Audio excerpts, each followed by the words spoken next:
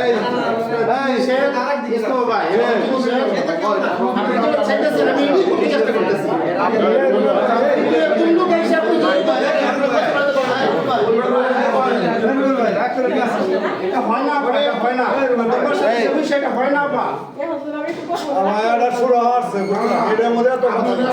বললাম যে আপনি লেখা হবে মোস্তফা বললাম যে আপনারা পরে শুনানোর পরে কে পড়তে পারেন পরে শোনার পরে সাক্ষ্য করবেন এটা দেখা হবে আপনার সংশোধন আমি আপনার লেখা 100 জন লোক থাকবে 100 জন আপনি লিখে দেন আপনার উপস্থিতিতে আপনার সালিশিতে এই আজকে উপনীত করবে আপনি 400 টাকা দিয়ে দিবেন এবং মামলাগুলি উদ্যোগ করবে এই সংক্রান্তে এবং এই সিদ্ধান্ত নিতে উভয় পক্ষ নিবে সাথে এই সংক্ষিপ্ত আমাকে আমার মত লেখা ভালো কাজ না ইনলে না কালে আমল না ভাই না এটা উকিল মহোদয় আর সমস্যা না ভাই ভাই নেন না ভাই এমনি একটা দোষারোপ আছে আমার বলেন না ভাই প্লিজ আর সমস্যা না ভাই